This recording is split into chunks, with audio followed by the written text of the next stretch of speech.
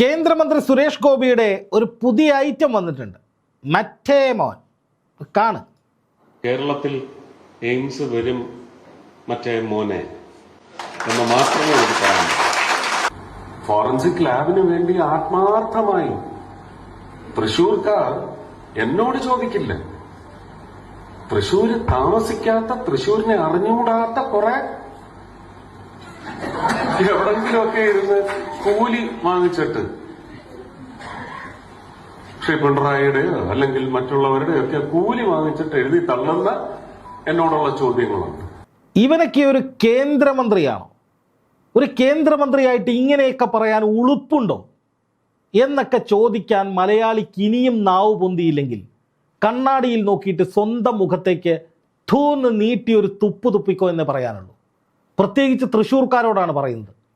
Vote ചോദിക്കാൻ വന്നപ്പോൾ ഇവനും ഇവൻ്റെ കൂടെയുള്ളവരും എന്തൊക്കെ വാഗ്ദാനങ്ങളാണ് കരഞ്ഞുകൂവി പറഞ്ഞത്. സുരേഷിനെ ജയിപ്പിച്ചാൽ, കോവിയെ ജയിപ്പിച്ചാൽ തൃശ്ശൂര് ഒരു കേന്ദ്രമന്ത്രി വരികയാണ്. കേന്ദ്രമന്ത്രി വന്നിട്ട് എന്ത് ചെയ്യും? രാജ്യത്തിൻ്റെ അല്ല, ലോകത്തിൻ്റെ തന്നെ ശ്രദ്ധ പിടിച്ചു പറ്റുന്ന കുറേ പദ്ധതികൾ ഇങ്ങോട്ട് ഒഴുകുകയാണ്. കേന്ദ്രത്തിൽ നിന്ന് കുഴൽ വഴി കേരളത്തിലേക്ക്, പ്രത്യേകിച്ച് തൃശ്ശൂരിലേക്ക് പദ്ധതികളുടെയും ഫണ്ടിൻ്റെ ഒഴുക്കായിരിക്കും. അങ്ങനെ തൃശ്ശൂർ പുണ്യ പൂങ്കാവനമാവും. തൃശ്ശൂർ ലോകത്തിലെ തന്നെ ഏറ്റവും വലിയ സിറ്റിയാകും. മെട്രോ തൃശ്ശൂരിലേക്ക് വരും, എയിംസ് തൃശ്ശൂരിലേക്ക് വരും, ഫോറൻസിക് ലാബ് തൃശ്ശൂരിലേക്ക് വരും. ഇതിൻ്റെ അപ്പുറത്ത് പലതും തൃശ്ശൂരിലേക്ക് വരും. എനിക്ക് തോന്നുന്നു വിമാനത്താവളം വരെ വരുമെന്ന് പറഞ്ഞിട്ടുണ്ട് ഈ കോവിയും ടീമും ഏത് തെരഞ്ഞെടുപ്പിൻ്റെ സമയത്ത്.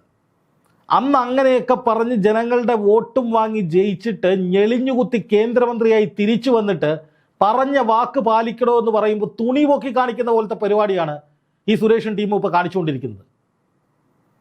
ഇയാൾക്ക് സ്ത്രീധനം കിട്ടിയെന്ന് എടുത്ത് ചോദിക്കുന്നത് പോലെയാണ് ഇയാളുടെ പുച്ഛം.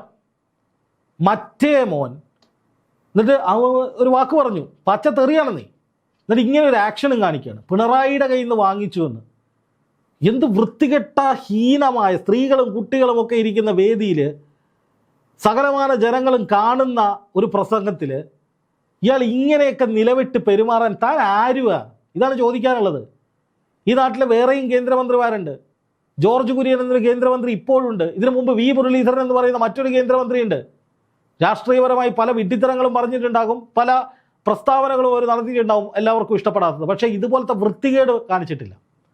ഇത് അധികാരത്തിൻ്റെ അഹന്ത ബാധിച്ച് തലയ്ക്കെന്തോ പ്രശ്നം വന്നതാണ്. ഇങ്ങനെ ഇതിനു മുമ്പ് എനിക്ക് കേന്ദ്രമന്ത്രി ആകണ്ട, സിനിമയിൽ അഭിനയിച്ചാൽ മതി എന്നെന്തോ പറഞ്ഞ് കേട്ടിരുന്നു. അങ്ങനെ വാർത്ത വന്നിരുന്നു. എനിക്ക് തോന്നുന്നു ഇപ്പോഴും ഈ മനുഷ്യൻ സിനിമയിൽ നിന്ന് ഇറങ്ങിയിട്ടില്ല, അതിനുള്ളിൽ തന്നെയാണ്. സിനിമയിൽ പോലും ഇമാതിരി കാട്ടായങ്ങളൊക്കെ കാണിക്കാൻ പാടുമോ ഗോപിച്ചേട്ടാ? എന്ത് മഹാവൃത്തികേടാണ് നിങ്ങൾ കാണിക്കുന്നത്?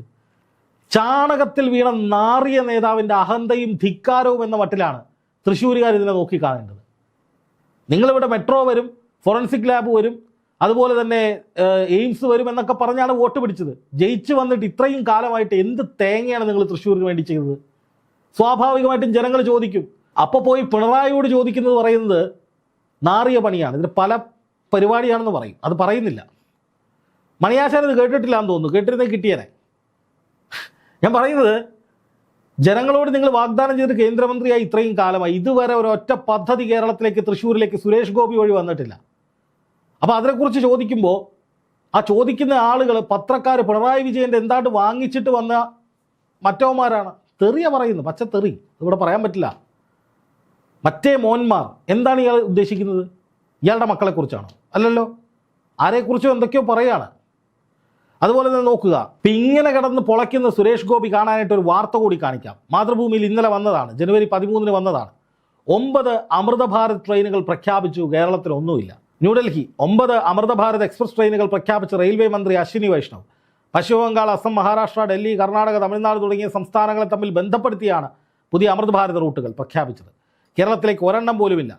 തെരഞ്ഞെടുപ്പ് നടക്കാതിരിക്കെ ബംഗാളിന് മുന്തിയ പരിഗണന. ബംഗാളിൽ നിന്ന് ഡൽഹി, ഉത്തർപ്രദേശ്, മഹാരാഷ്ട്ര എന്നീ സംസ്ഥാനങ്ങളിലേക്കൊക്കെ ട്രെയിനുകൾ പ്രഖ്യാപിച്ചിട്ടുണ്ട്. അപ്പോൾ തെരഞ്ഞെടുപ്പ് മുന്നിൽ കണ്ടുള്ള ട്രെയിൻ പ്രഖ്യാപനം വരുമ്പോൾ ഈ തെരഞ്ഞെടുപ്പ് കാലത്ത് വികസനം വരുമെന്ന് പറഞ്ഞ് വോട്ട് പിടിച്ച് ജയിച്ച് കേന്ദ്രമന്ത്രിയായ നാട്ടിലേക്ക് എന്ത് കൊടുത്തു? ഈ ട്രെയിനിൽ ഒരെണ്ണം പോലും കേരളത്തിലേക്ക് കൊടുക്കാത്തത് എന്താണ് എന്ന് ചോദിക്കുമ്പോൾ അതിന് മറുപടി പറയാൻ സുരേഷ് ഗോപി തയ്യാറാവണം. അല്ലെങ്കിലും ഇയാളിൽ നിന്ന് ഇപ്പോൾ ഇതൊക്കെ ജനങ്ങൾ പ്രതീക്ഷിക്കുന്നുള്ളൂ.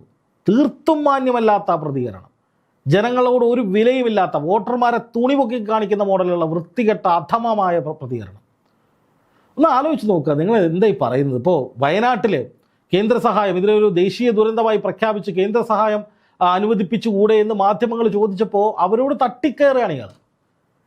അതിനു മുമ്പ് എത്ര തവണ മാധ്യമങ്ങളോട് തട്ടിക്കയറുന്നത്? ചിലതൊക്കെ വ്യക്തിപരമായ കാര്യങ്ങളുടെ പേരിലാണ്. സുരേഷ് ഗോപി അങ്ങോട്ട് പോയി മാധ്യമങ്ങൾ ബുദ്ധിമുട്ടിച്ചുകൊണ്ട് സുരേഷ് ഗോപി ചൂടായ സംഭവങ്ങളുണ്ട്. അതിൽ സുരേഷ് ഗോപിക്ക് ഒപ്പം തന്നെ നിൽക്കണം. പക്ഷേ ഇതങ്ങനെയല്ല. ഇത് ഈ നാടിൻ്റെ പ്രശ്നം, നാടിൻ്റെ വികസനത്തെക്കുറിച്ചാണ് മാധ്യമങ്ങൾ ചോദിക്കുന്നത്, ജനങ്ങൾ ചോദിക്കുന്നത്, വോട്ടർമാർ ചോദിക്കുന്നത്. അപ്പോൾ ഇയാൾ പറയാണ് മറ്റേ മോൻ, തെറി, പ്രത്യേക ആക്ഷൻ. ഇതിലൂടെ എന്താണ് ഇയാൾ ഉദ്ദേശിക്കുന്നത്? ഇയാൾ രാജാവും ബാക്കിയുള്ളവരൊക്കെ പ്രജകളും അടിമകളുമാണെന്നോ? ഒരു ബ്രാഹ്മണനായാൽ എനിക്ക് ജനിക്കാത്തതിൽ പൂണൂലിടാത്തതിൻ്റെ വലിയ പ്രശ്നമുണ്ടെന്ന് പറഞ്ഞ ഈ മഹാൻ മനസ്സിലാക്കേണ്ടത് പൂണൂലിൻ്റെ മാത്രമല്ല, എന്തോ മരുന്ന് കഴിക്കാത്തതിൻ്റെ പ്രശ്നം കൂടിയുണ്ടെന്ന് ജനങ്ങൾ വിലയിരുത്തി തുടങ്ങിയിട്ടുണ്ട് കേട്ടോ. ഈ വക ധാർഷ്ട്യവും ധിക്കാരവും കാണിച്ചിട്ട് BJPയെ വോട്ട് ചെയ്ത് ജയിപ്പിച്ച് ഇതുപോലെ കുറേ അവതാരങ്ങൾ വന്ന് കേരളത്തെ നന്നാക്കുമെന്നാണ് പറയുന്നതെങ്കിൽ ഒരൊറ്റ മനുഷ്യൻ ഇയാളെ കണ്ടിട്ട് ഇതിന് BJPയിലേക്ക് ആകൃഷ്ടരാവില്ല. ജനങ്ങൾക്ക് മനസ്സിലായി തുടങ്ങിയിട്ടുണ്ട്. ഇപ്പോൾ പിണറായി വിജയന് വലിയ ധാർഷ്ട്യമാണ്, മാധ്യമങ്ങളോട് കടക്ക് പുറത്ത് എന്നൊക്കെ പറഞ്ഞു എന്ന് പറഞ്ഞ് BJP ഇവിടെ കിടന്ന് CPMനെതിരെയും പിണറായിക്കെതിരെയും വലിയ ക്യാമ്പയിനുകൾ നടത്തുമ്പോൾ ഇയാൾ ഈ പറഞ്ഞതിനെക്കുറിച്ച് എന്താണ് രാജീവ് ചന്ദ്രശേഖർ ഉൾപ്പെടെയുള്ള BJP നേതാക്കൾക്ക് പറയാനുള്ളത്? നിങ്ങൾ പഠിപ്പിച്ചു വിട്ടതാണോ? വികസന കാര്യങ്ങളെക്കുറിച്ച് ചോദിക്കുമ്പോൾ ഇങ്ങനെ മാധ്യമങ്ങളെ കൈകാര്യം ചെയ്യണം, ഇങ്ങനെ വോട്ടർമാരെ കൈകാര്യം ചെയ്യണം എന്നുള്ളതാണോ BJPയുടെ നയം? അങ്ങനെയാണോ കേരളം പിടിച്ച് കേരളം സ്വർഗമാക്കും എന്നതിനെക്കുറിച്ച് BJP പറഞ്ഞുകൊണ്ടിരിക്കുന്നത്? BJP സംസ്ഥാന അധ്യക്ഷൻ ഉൾപ്പെടെ ഈ വിഷയത്തിൽ പ്രതികരിക്കേണ്ടതുണ്ട്. മുമ്പ് ബഹുമാനപ്പെട്ട കേന്ദ്ര ധനമന്ത്രി നിർമ്മലാ സീതാരാമൻ ബജറ്റ് പ്രഖ്യാപിച്ചപ്പോൾ കേരളത്തിലൊന്നുമില്ല. അതേക്കുറിച്ച് ജോൺ ബ്രിട്ടാസ് ചോദിച്ചപ്പോൾ ഇങ്ങനെ എന്തോ കിടന്ന് കാണിക്കുക, ഇങ്ങനെയൊക്കെ കാണിക്കുന്നുണ്ടായിരുന്നു ഈ മനുഷ്യൻ സുരേഷ് ഗോപി. അത് കഴിഞ്ഞ് കരിമൊഴി സൗത്ത് ഇന്ത്യയിലെ വികസന കാര്യങ്ങൾക്ക് പണമൊന്നും കിട്ടിയില്ല എന്ന് പറഞ്ഞപ്പോൾ അന്നും കാണിച്ചു ഇങ്ങനെ എന്തോ. ശരിക്കും പറഞ്ഞാൽ ഇദ്ദേഹം കേന്ദ്രമന്ത്രിയാകണ്ട, അതായത് എനിക്ക് മടുത്ത്, എനിക്ക് എങ്ങനെയെങ്കിലും സിനിമയിൽ അഭിനയിച്ചാൽ മതി എന്ന് പറഞ്ഞ് ഫുൾ ടൈം സിനിമാ മൂഡിൽ നടക്കുന്നതാണോ അതോ ശരിക്കും അധികാരത്തിൻ്റെ മത്ത് പിടിച്ച് തലക്കോല അസുഖം പറ്റിയതാണോ എന്ന് എനിക്കറിയില്ല. തൃശ്ശൂരുകാരൻ എന്നല്ല ഞാൻ പറയട്ടെ സുരേഷ് ഏട്ടാ, ഇത് മഹാമോശമാണ്. മഹാമോശം എന്നല്ല ഇതിനെ പറയുക.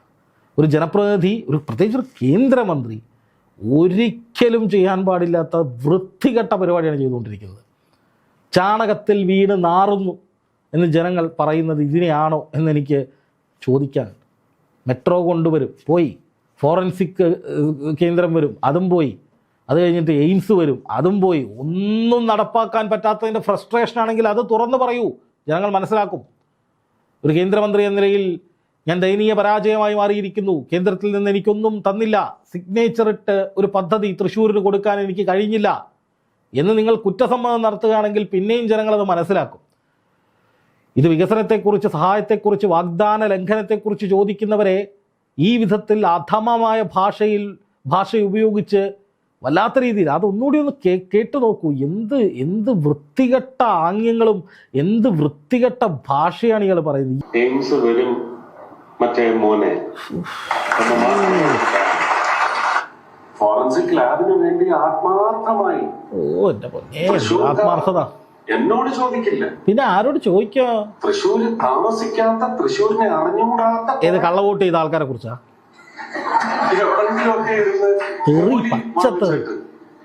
കൂലി വാങ്ങിക്കുക, ശ്രീ പിണറായിയുടെയോ അല്ലെങ്കിൽ മറ്റുള്ളവരുടെ ഒക്കെ കൂലി വാങ്ങിച്ചിട്ട് എന്നോടുള്ള ചോദ്യങ്ങളാണ്. അൺസഹിക്കബിൾ. ഒരു കേന്ദ്രമന്ത്രിയുടെ ഭാഗത്ത് നിന്ന് അല്ലെങ്കിൽ ഒരു മലയാളിയുടെ ഭാഗത്തു നിന്ന്, ഒരു BJP നേതാവിൻ്റെ ഭാഗത്തു നിന്നൊക്കെ ഇങ്ങനെ ഉണ്ടാവുക എന്ന് പറഞ്ഞാൽ എൻ്റെ പൊന്നോ സഹിക്കാൻ പറ്റുന്നില്ല. ഇതൊക്കെ കാണുന്ന സ്ത്രീകളും കുട്ടികളും ഒക്കെ അടങ്ങുന്ന സമൂഹം ഇയാളെയൊക്കെ എങ്ങനെയാണ് വിലയിരുത്താൻ പോകുന്നത്? അവർക്ക് ഒന്നും പറയാനില്ല. എന്തായാലും വോട്ട് കുത്തിയ ജനങ്ങൾക്ക് നന്നായിട്ട് കിട്ടി.